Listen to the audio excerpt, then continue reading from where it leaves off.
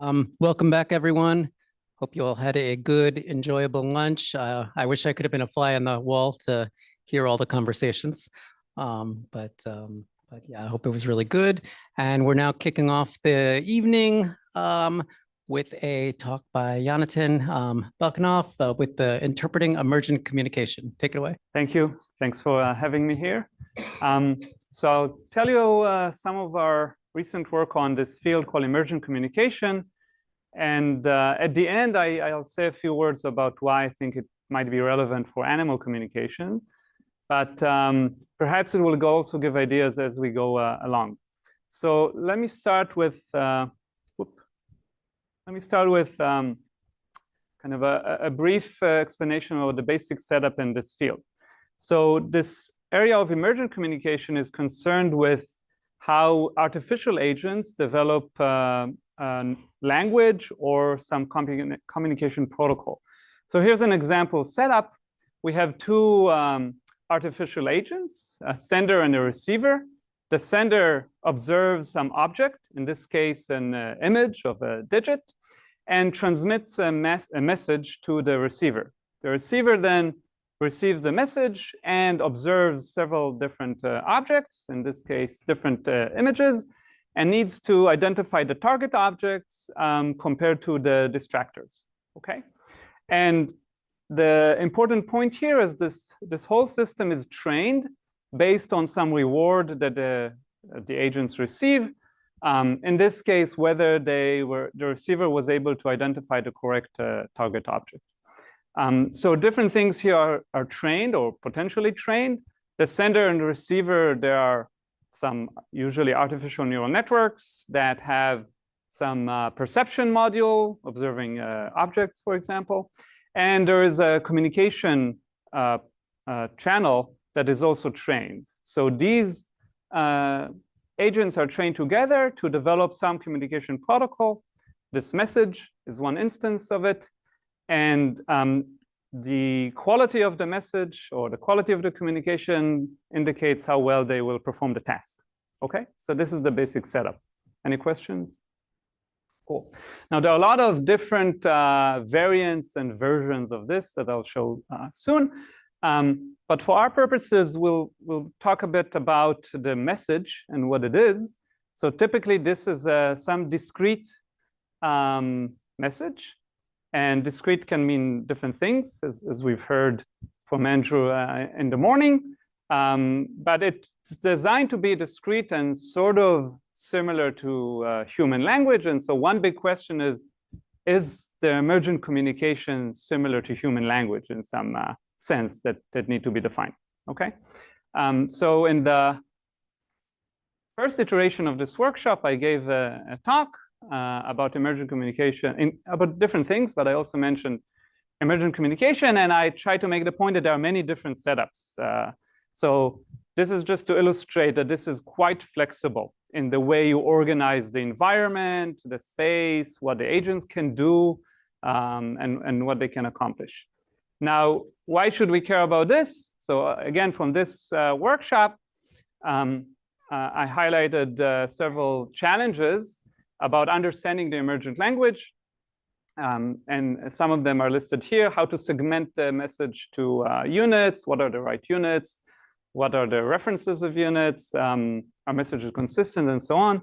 And I kind of like this quote from Lazaridou and Baroni about this area, which is they say it resembles a linguistic fieldwork, except that we're dealing with an alien language.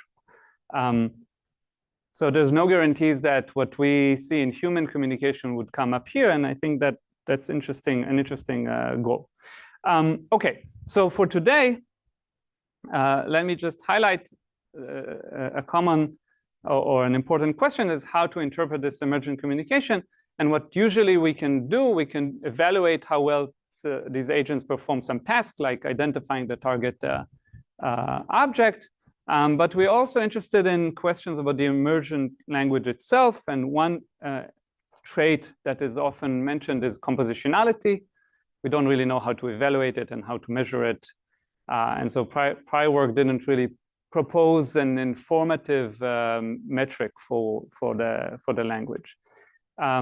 So what we want in this case is, okay, the showed up some language. We want to somehow quantify its qualities and do it in a way that is interpretable so humans can understand, okay? So let me give you an example of how this can be done. So here's a simple game. We have these agents, they play this game where they have targets and distractors. So in this case, we have two targets shown here on the left and two distractors. So a sender sees these two targets and the distractors and needs to send some message to the receiver, okay? Here's another instance of this game. This is a different turn. So now the sender sees these two targets. So just to see that we're on the same page, in the first instance, the first turn, what's the concept that is being communicated here? Blue triangle. And in the second one? Right. So there are the two targets, they share something. They share the concept of blue color and triangle shape. Distractors are different, right? So the sender sees this, that needs to send a message to the receiver. Okay, that's right. So we have, they play the game. Let's say they succeed in the game. And we can collect many messages that they have generated. So here an example, for example, in the first turn, the sender generated a message that I mark here as W1, W2. This is two symbols. I don't know what they mean, okay? Just two symbols. And in the second turn, W2, W3. Okay, so again, two symbols. So normally we would get these messages and we don't really know what to do with them. What we recently did to try to analyze this language is to construct a graph, a bipartite graph of messages or symbols from messages. These are the W1, W2, W3, W4, maybe was not seen here. And on the other side, the concepts. So you already know the concepts because you understand the game. Concepts are different shapes and different colors, right? So if we let these agents play multiple games, we can construct a graph where edges mean how often we saw each symbol in conjunction with some concept, okay? So for instance, W1 appeared in the first message, which was about a blue triangle. That's why we have a shape. We have an edge between W1 and triangle and W1 and blue. So far, so good. Does left and right matter? Doesn't matter. Yeah. Okay. So once we can construct we construct this bipartite graph. We can now find the best match between the two sides. Okay. So the best match between the two sides is the one that maximizes the matchings between and covers as well as possible the nodes. So that match gives us some interpretation of what language they have developed. Here we see that W1 corresponds to blue, W2 to triangle, and W3 to red.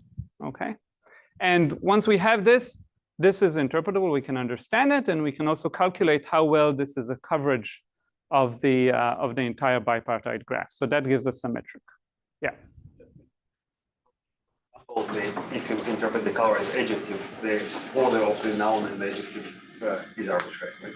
Yeah. In this example, so when I say blue triangle, this is just for us to understand the concept.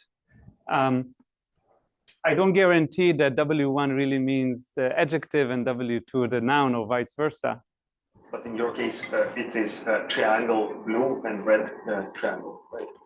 From the order of the messages that were... Oh, from the order of the messages, yes. That's what turned out to be the case in this language. Yeah. Cool. So this is kind of a toy example. Here's the sort of graphs that we get for slightly more realistic examples. You can see here many different colors, shapes, all sorts of properties, and these alignments, and the numbers indicate how strong the connection was in our matching algorithm. Okay. So this is how to evaluate an emergent communication, but we also want to encourage systems to develop kind of to develop communication systems that have different traits. So one thing that we obviously want, we want the agents to succeed in the task. We also want humans to be able to understand the communication protocol. So have, for example, have this good best match graph that I've shown. And ideally, a communication system should support generalization. In particular, compositional generalization is something that is thought to be useful. So what is compositional generalization? That means that, well, we humans possess it.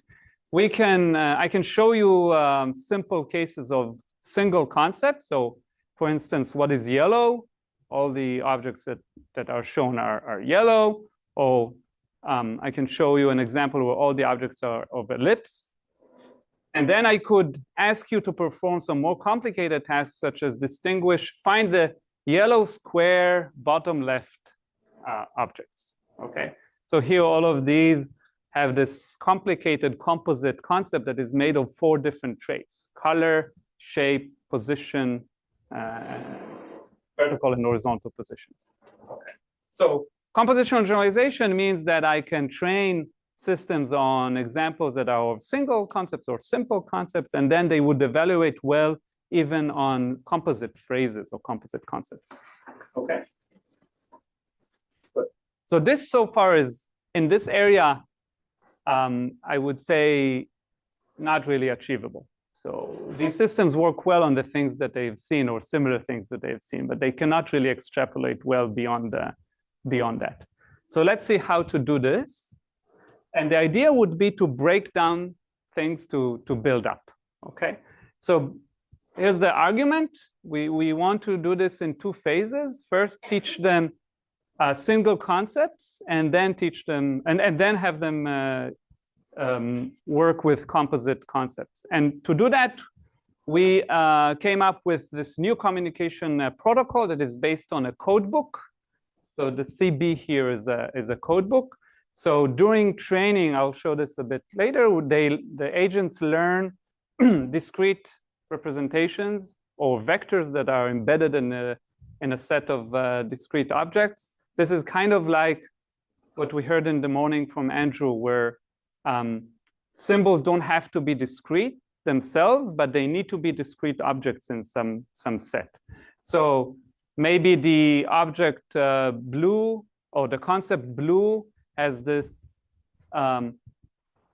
symbol, which is a vector with some numbers, and the object, the concept red has a different vector. Okay, so we'll train these systems on these simple concepts, and then we'll have a compose step where, now that they've learned to represent blue and red and green and triangle, square, and circle, we can do things like green circle. And a green circle is just a concatenation of 2 vectors, a vector for green and a vector for circle. Okay. So to do this, we need to adjust the framework for emergent communication. We still have a sender and a receiver, except that there is a codebook layer. It's a part of a neural network, which is discrete, and we train it. We train it such that it has some number of concepts, and for every concept, we have a vector that represents the concept. Okay, so in this case, there are 3 concepts, and each one of them is a vector of size 4. Okay, and this codebook training is based on ideas from quantized VAEs, if you have heard of them. If not, that's fine. An important point is that the objective for training, there's actually a dual objective for training this. You need to perform well on the task, but you also need to make sure the codebook is good. So we have to train these in a slightly involved way. Okay. Any questions? Yes. What makes a good codebook? Yeah. So a good codebook is such that it has a representation of entries that is clustered in a meaningful way. So you want the entries to correspond to the entries that correspond to certain concepts, like blue. You want all the blue objects to be similar in representation space to an entry from the codebook that is meant blue. So if you need to take care of training, you need to kind of do some tricks in training to make this happen. Otherwise, things tend to be uniform, and you don't really see nice looking clusters in the codebook. Okay. So this actually works well, both on the single concepts. That's kind of easy, but importantly, it works very well in the composite phrase. So here I'm showing two metrics. On the y-axis is just the accuracy, how well we can play this game, and on the x-axis is the quality of the best match graph that I've shown. So does it coverage the space well? And you can see that when we go to the codebook, so these are the ones that are in purple here, we can do fairly well on the composite phrase.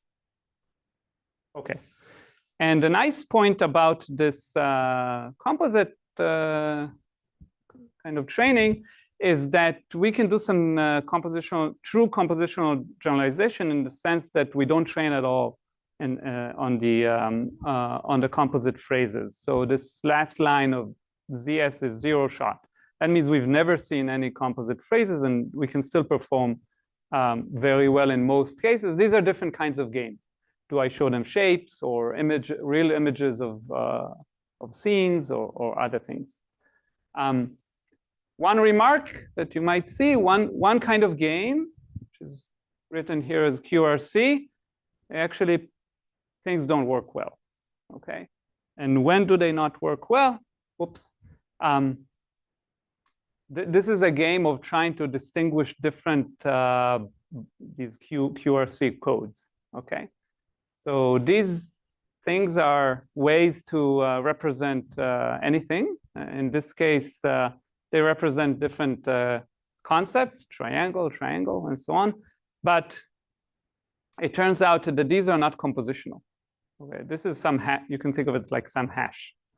Okay, so when the data that we show is not compositional, there's no need to decompose, or there's no meaning in decomposing and composing. It's just not amenable to this. So this is not always a good or practical approach when there's no point in compositionality. Okay. All right. So that's the end of the first part. In the second part, I want to talk about what defines meaningful communication in this area. And I'll motivate this with this interesting results, which is that in the space of emergent communication, it turns out that you have some weird empirical results. For example, agents that play this game and they learn this play on real data, they can actually distinguish noise, okay? They distinguish the correct, quote unquote, image from other images, even when it's all random noise. Okay, this should be a kind of a weird result, right? If the communication protocol that has emerged is meaningful, it has some meaning, it should not be able to help us distinguish noise from noise. Okay, so why does this happen? And the implication is that maybe some properties that we think are useful for natural language are not necessary for task success. You could solve the task in different ways. So we were kind of concerned with this, and we wanted to define to define clearly what is meaningful communication. And before I tell you how to define this, I want to kind of slightly expand this space. So far, the examples I've given were from what is known as discrimination games. Okay, in discrimination games, the receiver needs to distinguish the target from other potential objects. But there are other kinds of games, and one of them is a reconstruction game. So in a reconstruction game, the sender sees an object, it sends a message to the receiver, but then the receiver needs to reconstruct the object from the message, okay? And then it's trained on a reconstruction objective. Is that okay? All right. So we'll keep these in mind. Soon we'll show that these two different setups imply that different communication will emerge, in fact. Okay, and the main insight is that a communication protocol is almost by definition a many-to-one mapping. Okay, there are different meanings that could be associated, or different instances could be associated with just one message. Here's an illustration for what we call semantic consistency. So in a semantically consistent communication, similar objects should be mapped to the same message. Okay, so cats and cats should have the same message. We would say that the communication protocol is semantically consistent if it holds this, if this property holds. It's a very intuitive property, I would say. Okay, so more formally, we say that a communication protocol is semantically consistent if the variance of objects or inputs that are mapped to the same message is smaller than the variance of just random objects. And this is actually equivalent to something very intuitive, which is that if you take two inputs, x1 and x2, that are mapped to the same message by the sender, then they are on average more similar than just two random objects. Okay, so similar inputs should be mapped to similar messages, or to the same message. Okay, so here's the main result that we have, and this result is differentiating the two types of games. So it turns out that in a reconstruction game, if the communication protocol is optimal, then this property holds, meaning that all optimal communication protocols are semantically consistent in the way that we've defined it. And this should be contrasted with discrimination games. So in discrimination games, it turns out that actually there are cases where you may have a communication protocol that is optimal, and yet it's not semantically consistent. Okay. So this is a theoretical result, but I'll give a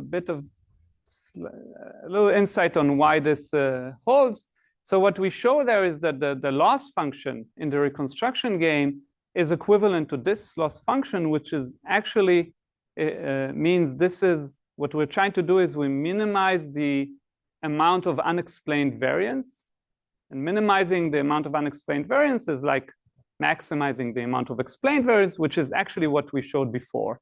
Just the case where you get some additional power from inputs being mapped to the same message. In contrast, in the discrimination game, what we show is that all that matters is what's the probability of falling into the same message? Or in other words, how big are these clusters of objects that fall to the same message? So I have a little illustration that shows this. So in the reconstruction game, every communication protocol is consistent, meaning similar objects are mapped to the same message. Whereas in the discrimination game, it could happen that you have a communication protocol where weird things happen, okay? Different objects are mapped to the same message.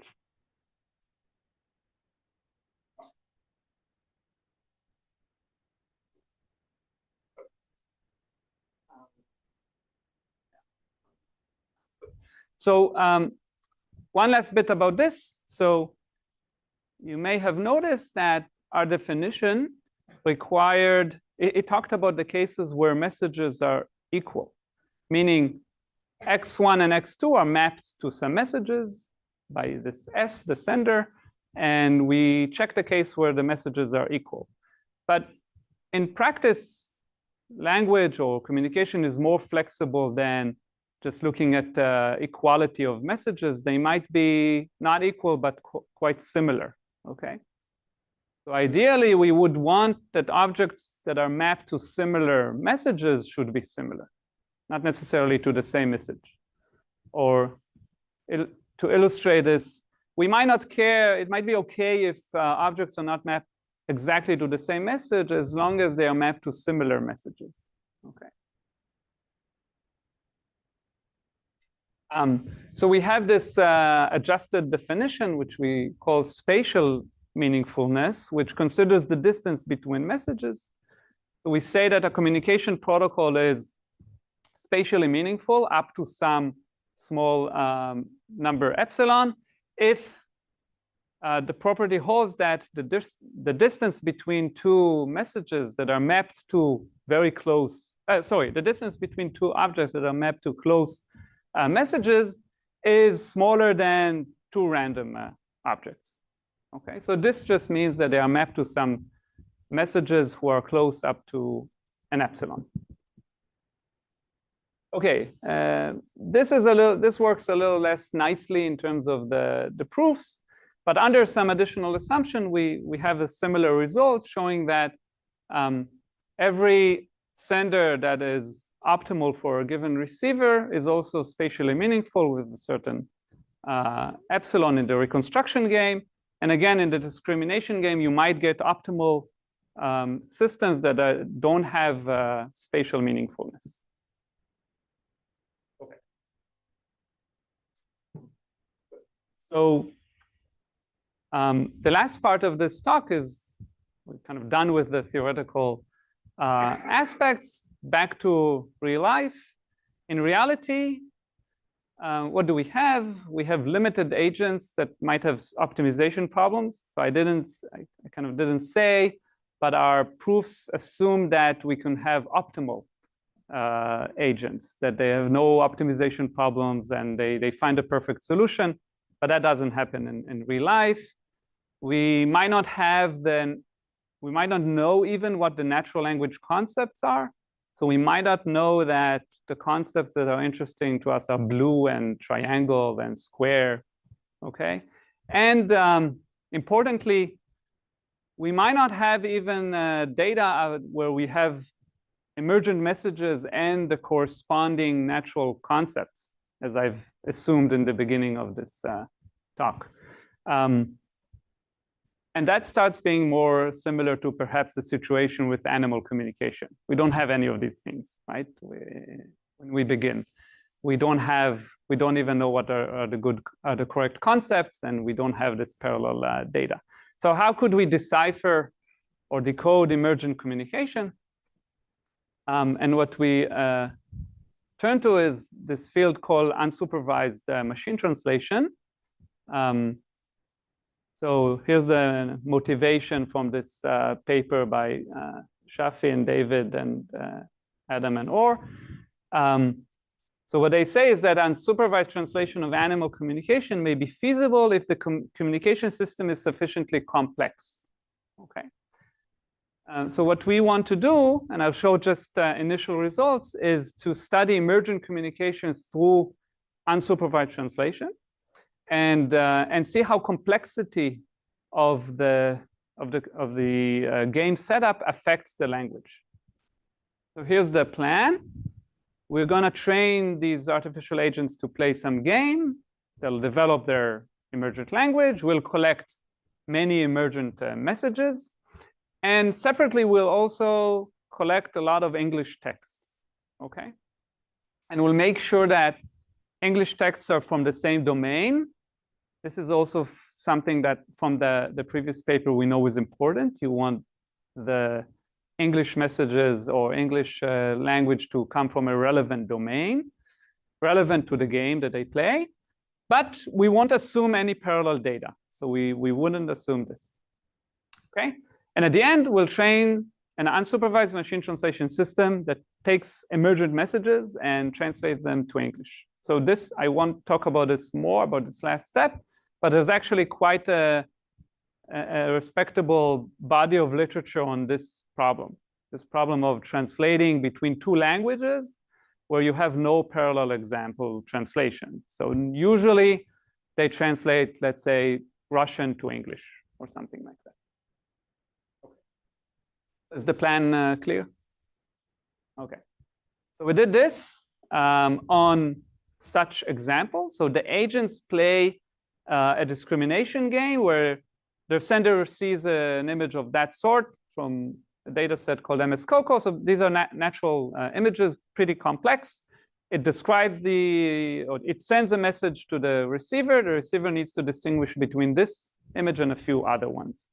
And if you do this, here are some translations that you get out of our unsupervised machine translation system. So if you look at the top left, there's this image, and the translation that we obtained are two people are standing in front of a bus.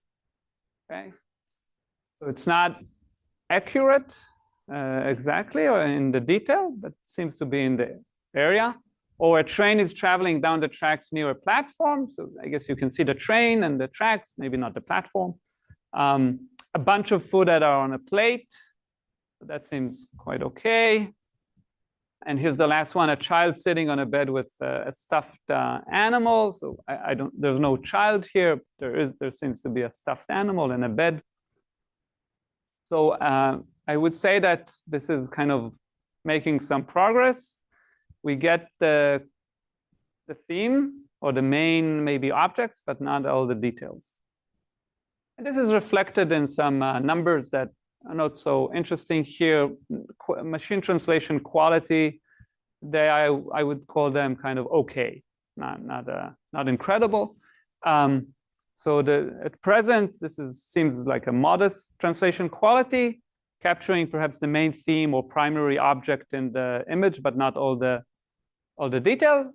And what we're going to do next, I'm not going to talk about these results today, is to investigate how the complexity of the game that we set up affects the richness of the language through the lens of translation. Okay.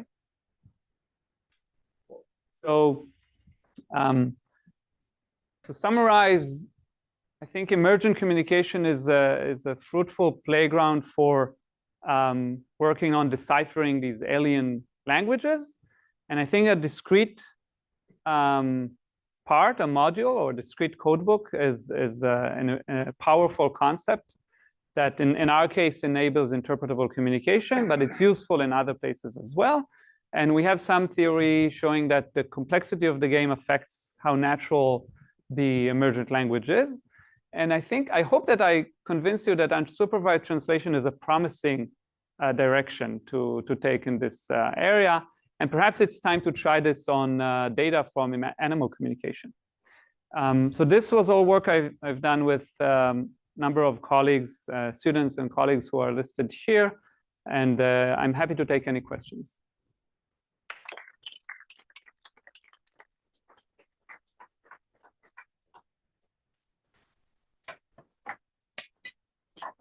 Thanks for the talk. So I have two questions. One is on the first part, when you show examples of the graph quality. Yeah. So you had the graph where you show you train on NIST and COCO, I think. Yeah. It's not This thing? Yeah. So how do you construct your graph? So do you use the same categories that the dataset have? Yeah, exactly. So this best match algorithm requires us to have these oracle concepts. So in the case of MNIST, for instance, this would be the digits or the numbers 0 to 9.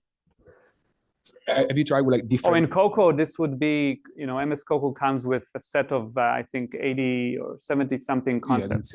Yeah. But have you tried with different sizes? Because like I work a bit in emergent communication, and what I found is that oftentimes this categorization that the agents learn doesn't really map one-to-one to human categories. Yeah. So they would learn something like 4-legged animals on the grass instead of like dogs or like specific dog breeds and other animals. Yeah, and especially with this data set, COCO, even if you look as a person, if you look at the concept, sometimes you don't get why they were annotated this way.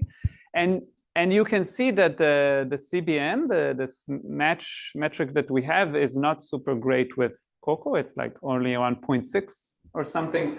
It's much better with simpler games. So I think I agree that's a limitation of the data set that we have.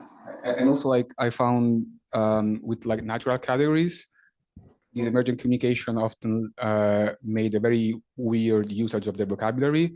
Like, they need a over parameterization of the vocabulary. Like, to talk about 2,000 categories, they would need to learn to use 3,000 categories at training time to then settle to like something around the gold. So it's true that probably due to optimization issues, it's difficult to train these things sometimes, and it's easier to train if you have a large communication channel. But that being said, with our codebook training, we actually set the size of the codebook, so the number of concepts, to the number of concepts that the data set dictates. So in MNIST, if there are 10 digits, this will be just 10. And even though we do this, communication works. So I think this is a strong part, which was not really, most of the emergent communication work with RL or Gumbel softmax couldn't get this to work. And codebook is kind of a nice middle ground between being very flexible and very constrained. Clarification question in the second part. Yeah. How's your metric different from topographic similarity? Maybe I misunderstood, but like you mentioned how similar concepts should be mapped to similar messages. Yes. Which to me sounded a lot like the definition of topographic similarity. So maybe I think. Yeah, I think you mean in the second part? Yeah. So I think this is the intuition behind the topographic similarity. So we measure this, or we don't measure this. We define this as some desideratum. That's what we want. Okay, and if this holds, then we see that we can guarantee meaningful communication in some games. But I think that in topographic similarity,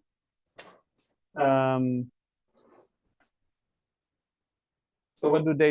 I think they measure this a little differently, but I don't remember. Just like the pairwise distance in space 1 and space 2. Yeah. And just like the average correlation, the correlation between the two. Yeah. So I guess this is slightly different, perhaps. Yeah.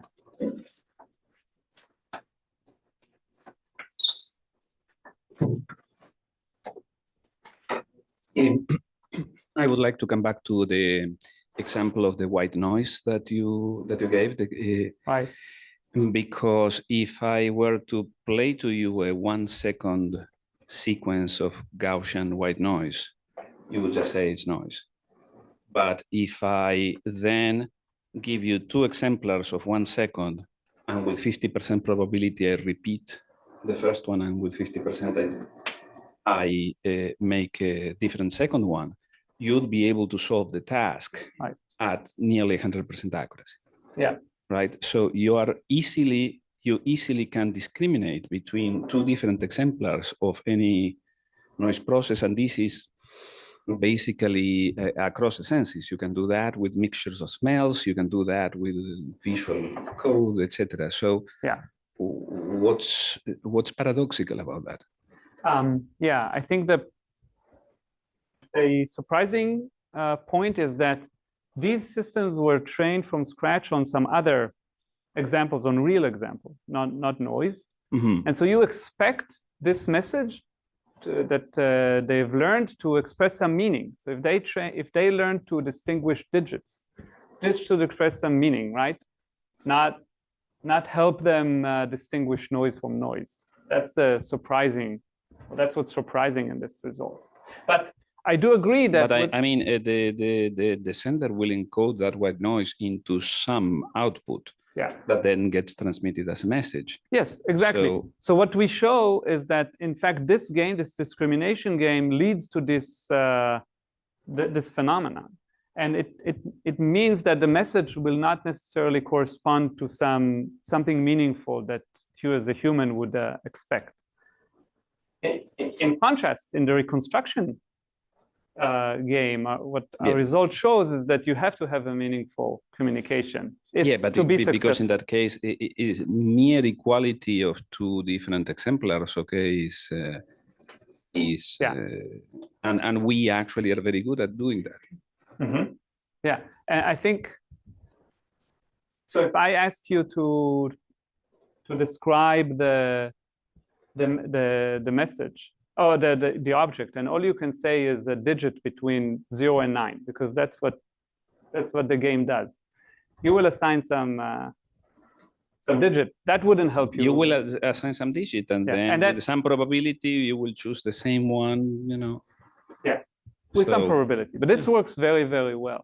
So the message actually encodes other information that is not meaningful in the sense we think about meaningful information. And the point of this part is to say, yeah, it's an artifact of this discrimination game, and it wouldn't happen in a reconstruction game that is successful. Mm-hmm. And the second question I have is in the translation that you showed us. Yeah. Okay, in which you had almost correct, but in every single case something was incorrect. Yeah. How many exemplars did you need to use for training? Oh, yeah, that's good question. That's a good question. A lot. So for the unsupervised training part, we had used hundreds of thousands of examples. And we had started with a model that knows English. So it was trained on a lot more data of English by other people. So that part of the English is not a big assumption, because you can take just some language model. But yes, we have the advantage that we can let the agents play as much as we want, and they generate those messages, and then we collected. So we found that we needed like hundreds of thousands to get this to work. Okay.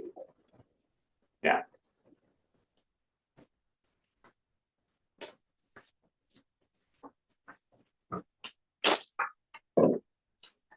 Thank you. Very interesting. Can you go back, please, to the definition of what you called topographic similarity, I think? The semantic consistency? Yeah. Yeah. Is it a weak property? So if X are images, does it make sense at all to compare them using Euclidean distance? Yeah, I think that's a fair question. It's not a big assumption, because you can replace this with embedding of X and everything holds.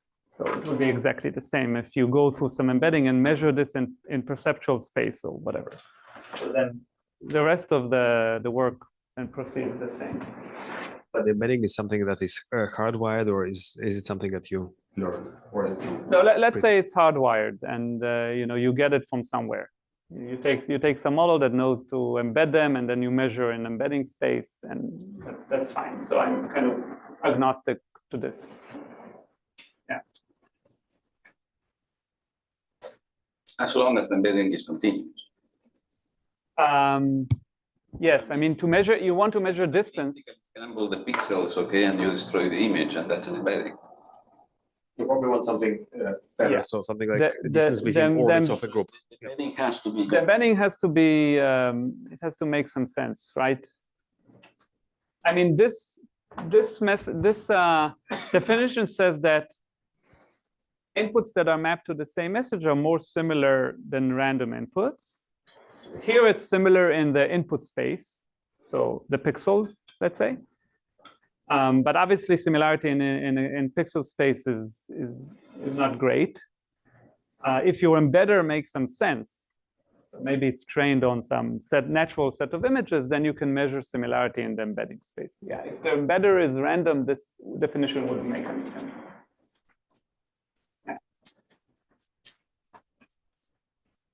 So just one last question. On your last slide, you kind of have that question mark about animal communication. So maybe just expand more on some of your. Yeah. What I think is probably the most promising is to try to do unsupervised machine translation at this point. So it would require some work. Well, the question of how much data we have from these measurements, and probably some technical work on doing this with with an unsupervised MT, because almost all the work I know is about text to text, so Russian to English or whatnot. So there would need to happen some work to take I don't know, signal recordings of whales and feed them into such a system and train. But I think it's doable, at least technically, it's doable. Whether it's going to work or not, I don't know. But that to me sounds like a fruitful direction. Thank you.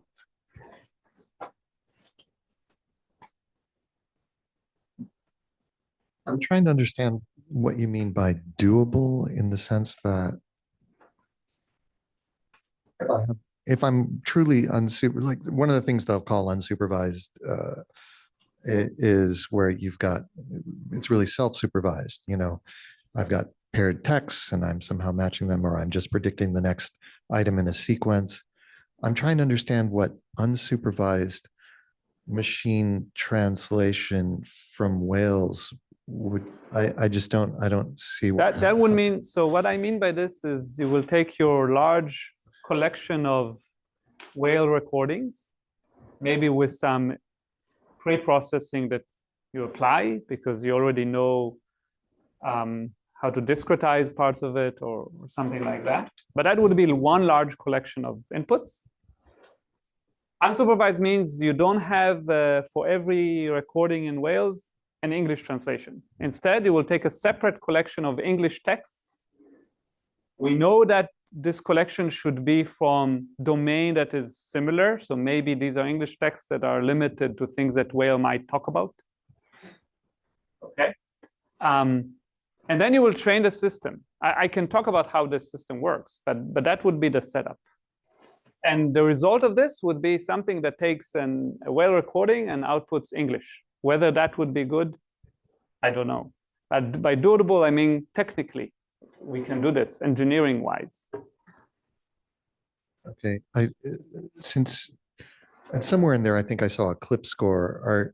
Are you trying to say that you're trying to create a shared embedding space between English texts and whale recordings? Would that? So the way these systems usually work is that you there's a stage of self-supervised training. You start with some encoder. You do self-supervised training on two of the two different modalities or two different data sets. And that gives you a shared embedding space. And then the translation step is, it's based on a reconstruction phase. So you go from whale to English. You go from English to whale. And then you measure how well you can get a loss. You can incur a loss of how well you got back to the whale, to the whale. Okay. And this loop is supposed to give you something that translates. So okay. Thank you. That was helpful. Okay. Thank you. Any last questions? All right, Yonatan, thank you very much. Thank you.